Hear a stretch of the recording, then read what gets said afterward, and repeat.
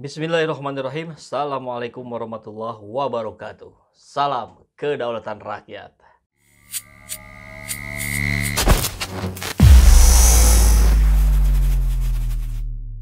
Sahabat semua, luar biasa ya. Kemarin sudah berlangsung sidang etik Verdi Sambo.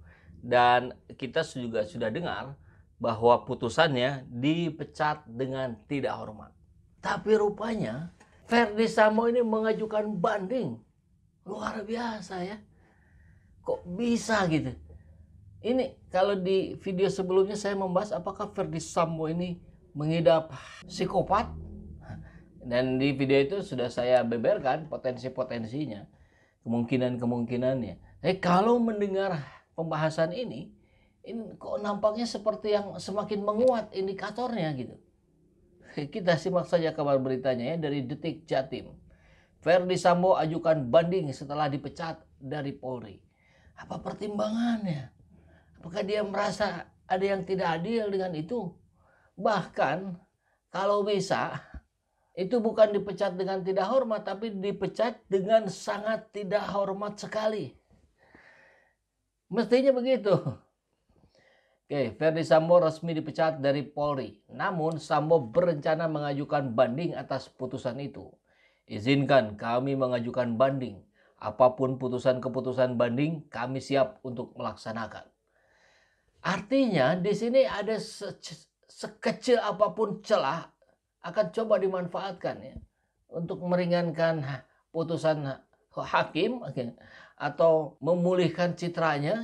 Kan kita tahu skenario dari awal tuh sudah berusaha menutupi kalau otak pembunuhannya adalah Verdi Sambo. Ini disampaikan Verdi Sambo setelah mendengar hasil putusan sidang di Mabes Polri Jumat. Jumat itu sekarang ketika video ini dibuat. Dilansir dari Detik News, sebelumnya Ketua Pimpinan Sidang Kode Etik Profesi Polri KEPP Kabaintel Polri Komjen Ahmad Doviri membacakan putusan etik Verdi Sambo. Verdi Sambo terbukti melanggar kode etik. Pemberhentian tidak dengan hormat sebagai anggota Polri. Ya, kita ketahui di sidang itu ada 15 saksi diperiksa ya dalam sidang etik Verdi Sambo. Kabag Penum Divisi Polri Kombes Nurul Aziza mengatakan saksi yang dihadirkan berasal dari beberapa instansi, Brimob, Propam, hingga kalangan eksternal. Ya, saya kira ini lagi-lagi janggal. Apakah Verdi Sambo tidak diberikan nasihat oleh atasannya kemarin-kemarin bahwa langkah terberat hari ini Polri adalah mengembalikan citra kepada rakyat, menumbuhkan kembali kepercayaan rakyat terhadap polisi. Tapi kalau begini caranya, berbagai celah dicoba, mana mungkin rakyat bisa menumbuhkan kepercayaan. Ini luar biasanya di sidang itu juga kita dengarkan ada rame-rame di area berkumpulnya wartawan. Kita saksikan dulu videonya. Woi wartawan, kalian kalau sudah mau berdiri, saya tidak berdiri, di luar semua. Oke, kelar dulu ya. Kelar dulu nanti mau berdiri biar tadi tidak paham karena sudah selesai. Ya, luar biasa itu ya. Seorang Brimob dengan pakaian serba lengkap, bentak-bentak, marah-marah. Ini kok seperti yang Samboisme. Kan kita dengar katanya Sambo itu sering marah-marah. Itu informasi kita dengar dari Kamarudin Simanjuntak. Bahkan katanya suka sambil minum-minum juga. Di ruangannya banyak bekas tembakan. Kalau marah-marah itu dia sambil nembak-nembak. Bahkan ada perwira menengah perempuan, kalau tidak salah dari cerita Kamarudin, itu sampai minta bantuan kepada Kamarudin karena takutnya berhadapan dengan Verdi Sambo. Ini ada Brimob, ya maksudnya kita paham, dia berupaya untuk menertibkan, tapi harusnya dia juga ingat, lagi-lagi citra polisi yang sedang dipertaruhkan hari ini. Harusnya polisi mampu mengambil celah sedikit apapun untuk menunjukkan bahwa mereka ini adalah pengayom rakyat, pengayom masyarakat, bukan penindas rakyat, bukan tukang marah-marah. Ya, meskipun kemudian kita dengar mereka meminta maaf. Kita dapat kabar dari CNN Indonesia, Polri minta maaf soal Brimob bentak wartawan di sidang etik Sambo. Mabes Polri menyampaikan permintaan maaf terkait aksi personil Brimob yang membentak wartawan saat hendak meliput pelaksanaan sidang etik terhadap Irjen Verdi Sambo. Jadi di pelaksanaan sidang etik ada Brimob yang tidak beretika. gitu ya, bentak-bentak wartawan. Kadif Humas Polri Irjen Didi Prasetyo menyampaikan permohonan maafnya ihwal peristiwa tidak mengenakan tersebut yang terjadi di gedung TNCC Mabes Polri pada Kamis pagi kemarin. Apalagi hal tersebut dinilai telah membuat para awak media menjadi tidak nyaman pada saat meliput pelaksanaan sidang etik. Iyalah, mereka kan butuh pemberitaan yang baik. Polisi maksud saya ya. Bagaimana mungkin polisi dapat mendapatkan pemberitaan yang baik kalau wartawannya diintimidasi seperti itu? Ya tentu bahasanya mungkin bukan intimidasi ya. Tapi kan yang diterima kan begitu. Kita dengar langsung, kita lihat langsung videonya. Saya sebagai Kadif Humas pertama kali menyampaikan permohonan maaf sebesar-besarnya pada rekan media. Mungkin di dalam peliputan sidang KKEP hari ini ada hal yang kurang berkenan atau ada hal yang membuat rekan-rekan tidak nyaman. Ujarnya dalam konferensi pers Jumat. Mungkin peristiwa tadi pagi, saya mohon maaf yang sebesar-besarnya kepada rekan-rekan, imbuhnya. Ini saran saya Pak Kadif Polri, Pak Dedi, jangan pakai kata mungkin. Karena kan itu sudah spesifik, sudah jelas, semua tahu peristiwanya. Langsung saja gitu kan, kalau mungkin seperti yang masih menebak-nebak kan ini tidak gitu. Pantauan cnnindonesia.com di lokasi sidang etik sebelum sidang resmi dimulai memang sempat diwarnai aksi bersih tegang antara anggota BRIMOB dengan awak media. Ketika itu awak media yang berada di lokasi diizinkan masuk ke dalam gedung TNCC dengan tujuan mengambil gambar Irjen Verdi Sambo memasuki ruangan sidang. Puluhan wartawan yang berada di lokasi kemudian berdesakan masuk ke dalam gedung yang menyebabkan adanya aksi saling dorong. Personel Polri dan beberapa anggota BRIMOB yang berjaga di dalam gedung kemudian membuat pagar betis dengan maksud membatasi area peliputan. Hanya saja banyaknya wartawan yang meliput membuat aksi dorong-mendorong semakin tidak berkesudahan. Tiba-tiba seorang anggota BRIMOB berseragam lengkap dengan kacamata hitam, masker, dan bersenjata lengkap membentak seluruh awak media yang ada di lokasi. Woi wartawan, dengar! Kalian kalau tidak tertib, saya tidak peduli. Keluar kalian semua. Begitu ya bentak anggota BRIMOB itu. Usai insiden tersebut, para awak media yang berasal dari lokasi pun langsung keluar dari gedung dan hanya bisa meliput sidang dari area luar gedung. Ini sayang sekali ya, padahal wartawan itu adalah mitra strategisnya kepolisian. Bahkan mitra strategisnya rezim ini.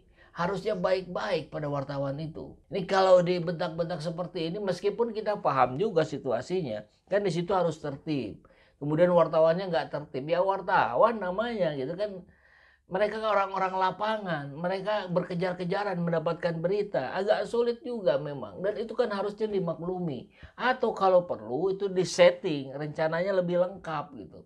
Dibuat jalur, dibuat barisan, dan sebagainya. Bukan tiba-tiba disuruh masuk, setelah masuk dibentak-bentak. Kan jadinya lucu gitu ya. Nah bahkan di berita lain dari akumulasi berbagai persoalan hukum di negeri ini, Kamarudin Simanjuntak lagi-lagi memberikan statement yang sangat keras. Ini dari berita News World, part of Warta Ekonomi. Berani banget Kamarudin sindir hukum di era Jokowi paling rusak. Ada yang pertegas, ini yang ngomong bukan kadrun ya. Barangkali kalau yang dianggap kadrun ya wajar, mungkin itu karena oposisi begitu. Ini bukan, ini pengacara yang independen. Oke, pengacara Brigadir J atau Brigadir Joshua, Kamarudin Simanjuntak mengatakan bahwa hukum di era pemerintahan Presiden Joko Widodo atau Jokowi paling rusak. Berani sekali dia ya. Saya aja nggak berani ngomong begitu. Selain kasus kliennya, belakangan ini Kamarudin vokal tentang hal-hal yang berkaitan dengan sisi buruk pemerintahan dan semacamnya. Memang nampaknya ini dijadikan kesempatan. Tapi memang negeri ini butuh seorang Kamarudin Simanjuntak yang berani berbicara menentang arus. Tapi tentu dia didasari dengan data-data yang valid. Informasi-informasi yang akurat sehingga dia berani.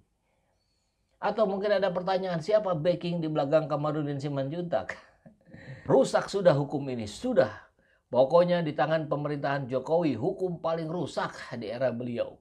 Ujar Kamarudin di video yang diunggah akun Twitter @panca66 pada Kamis 25 Agustus kemarin. Selain itu, Kamarudin juga menyarankan agar Jokowi lebih mengutamakan peningkatan kualitas SDM daripada pembangunan infrastruktur. Luar biasa ini ya. Politisi Partai Demokrat Cipta Panca Laksana menanggapi pernyataan Kamarudin soal rusaknya hukum di era pemerintahan Jokowi. Cipta Panca mempertegas bahwa yang mengatakan hukum paling rusak ada di era Jokowi itu bukan kadrun. Ini yang ngomong bukan kadrun ya. Dia bilang hukum paling rusak di era rezim Jokowi ini.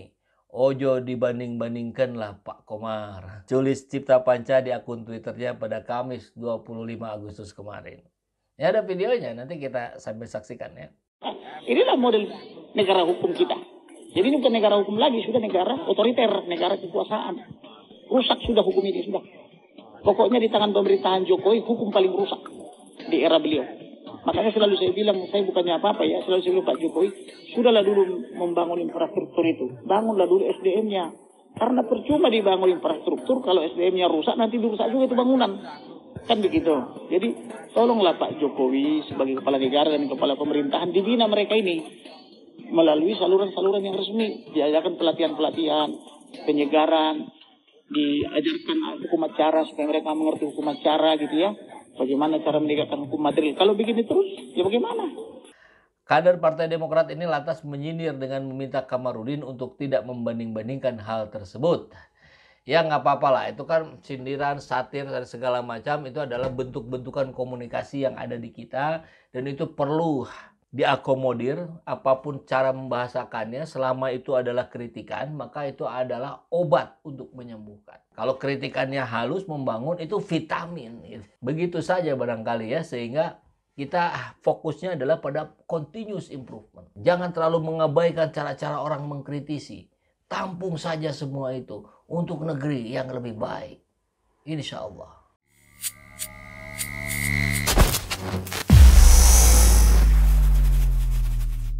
Alhamdulillahirrabbilalamin, saat ini banyak sekali sahabat-sahabat dari Saiful Zaman Channel yang menjadi patron dari kegiatan ini. Yang mendukung, yang mensupport dengan berbagai cara. Luar biasa. Via WhatsApp, via grup, via media sosial lainnya. Bahkan tidak sedikit yang kemudian mendonasikan uangnya untuk perjuangan kami di medan dakwah ini. Ya jelas hal ini sangat membantu keberlangsungan channel ini karena kebutuhan pun kemudian bertambah. Tidak bisa lagi ini dikerjakan oleh 1-2 orang. Kita harus merekrut lebih banyak orang. Dan itu jelas membutuhkan dana yang tidak kecil. Nah, oleh karena itu buat sahabat-sahabat semua yang terus mendukung kami, doakan juga kami untuk mampu istiqomah, untuk mampu terus menyuarakan dan menggemakan suara hati rakyat. Dan seperti biasa, bagi yang ingin membersamai kami dengan membantu operasional channel ini, sahabat bisa mendonasikannya ke nomor rekening yang ada di bawah sini.